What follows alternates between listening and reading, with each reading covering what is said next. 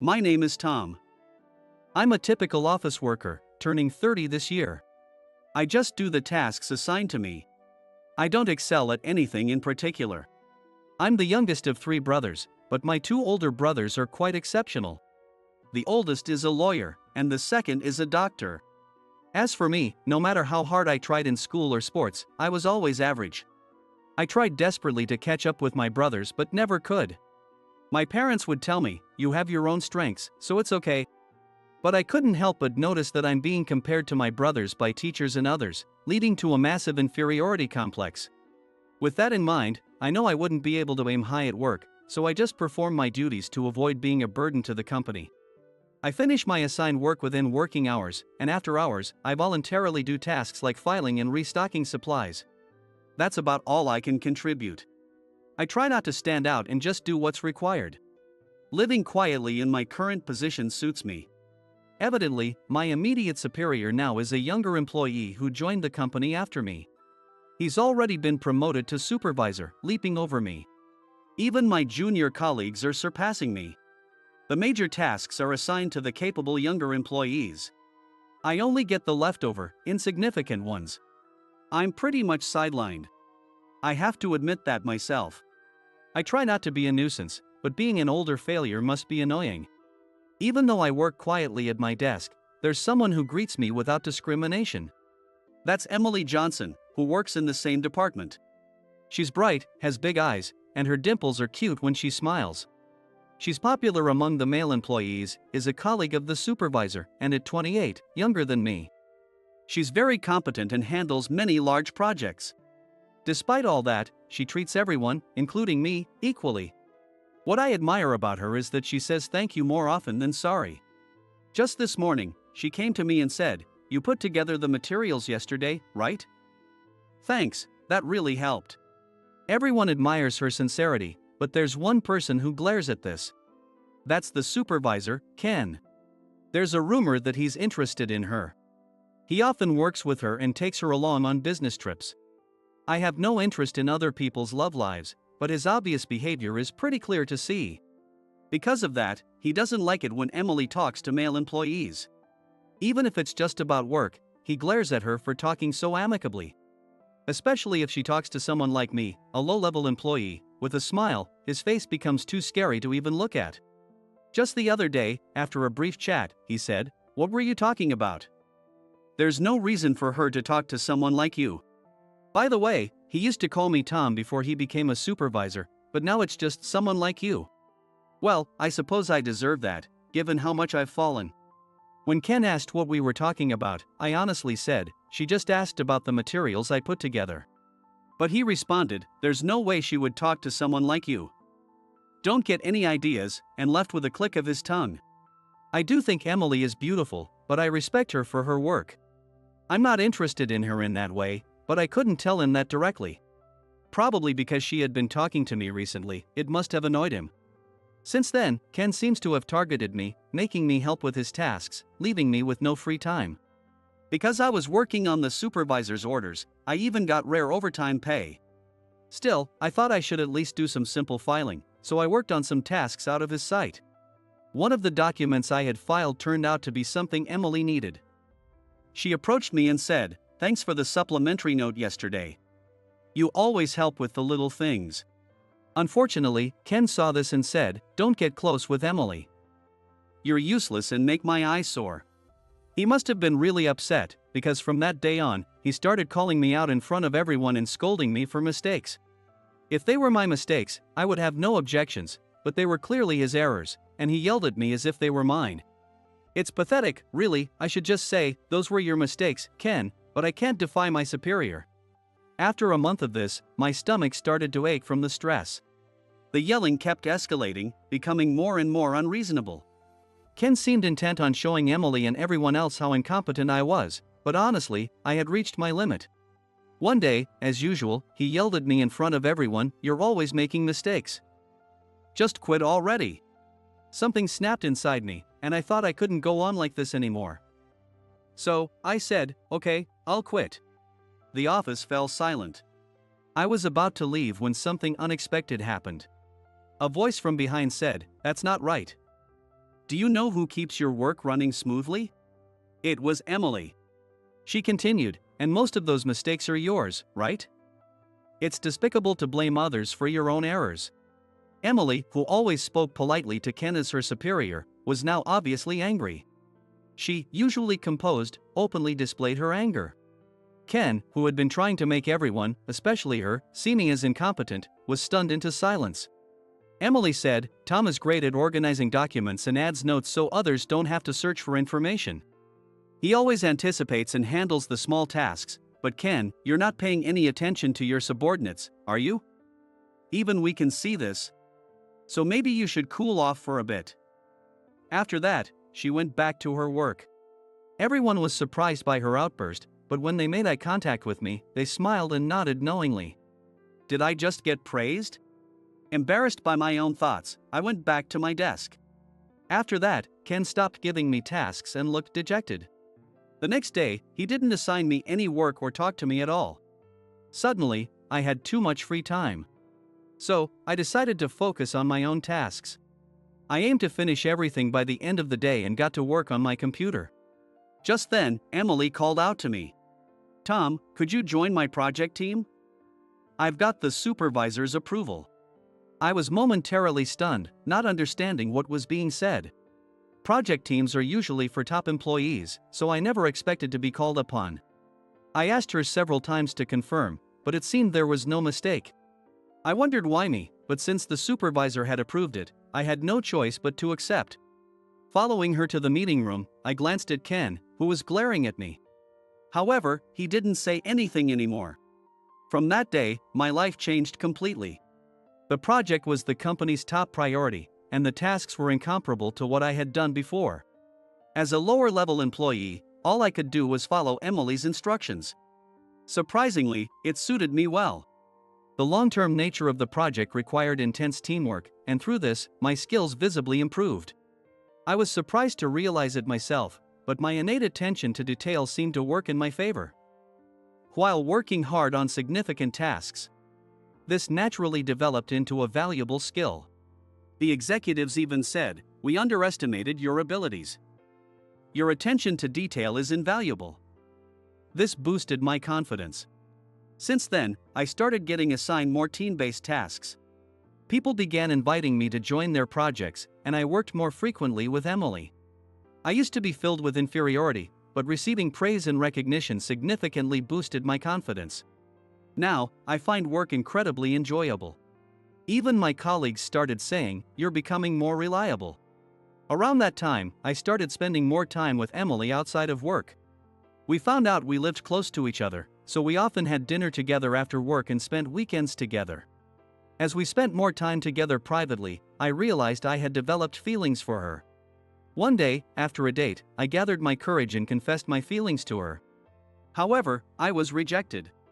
"I appreciate your feelings, but I have a hard time with men." She looked down as she said this. I had hoped for a better response, and the rejection was a shock I couldn't hide. But what puzzled me was the way she refused. "I like you, but I'm sorry."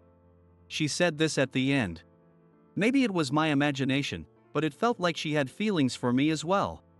That's why the rejection didn't make sense.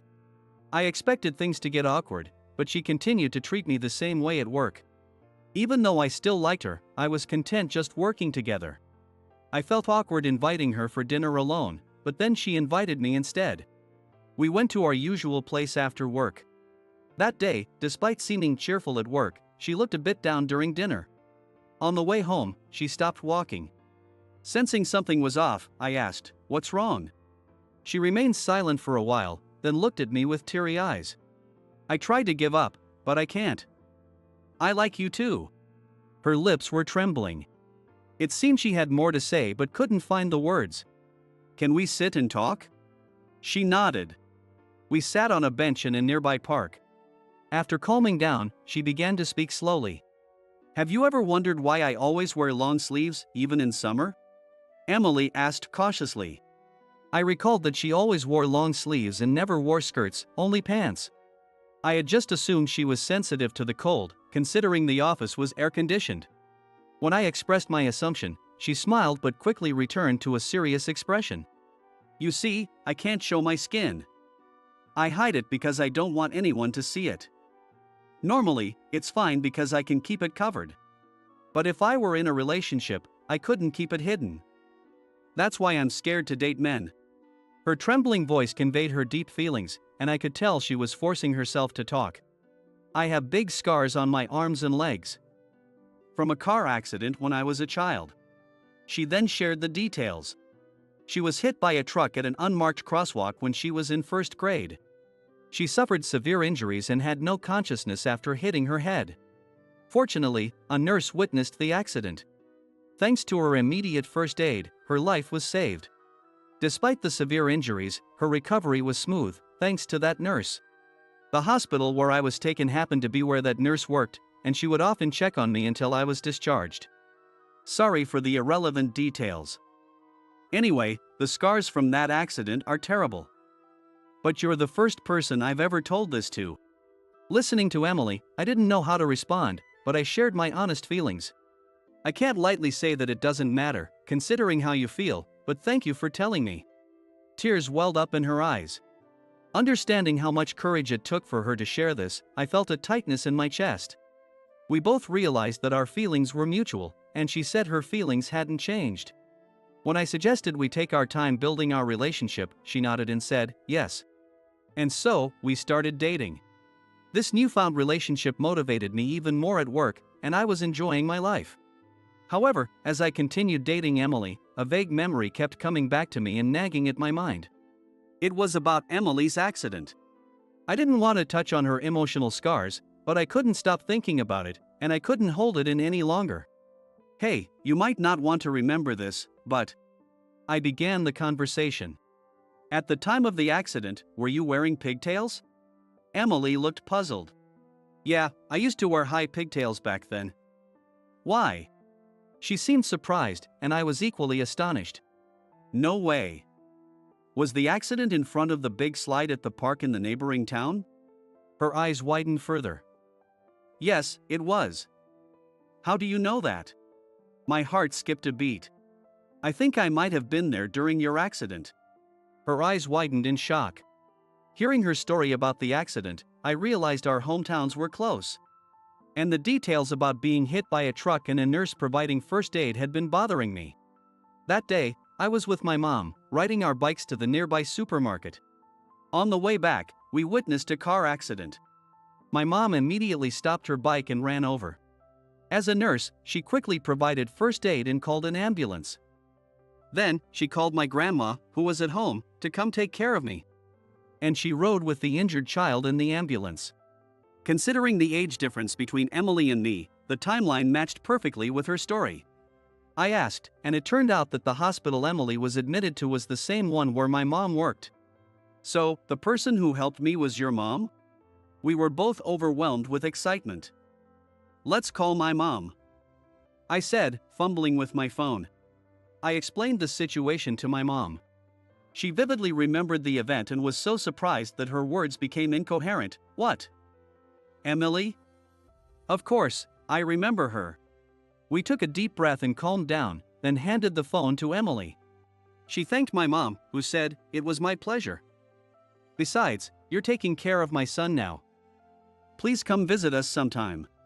A few weeks later, when the busy period at work was over, I took Emily to my parents' house. As soon as my mom saw her, she hugged her tightly and said, "You've grown up so wonderfully."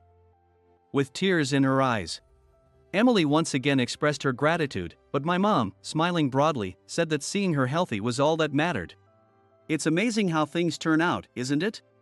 My mom, surprised but smiling, said it was truly an astonishing coincidence. Emily brought a gift of my mom's favorite pastries, which delighted her. Her parents also spoke with my mom on the phone, making it a day of joyful reunions. However, there was also an embarrassing moment.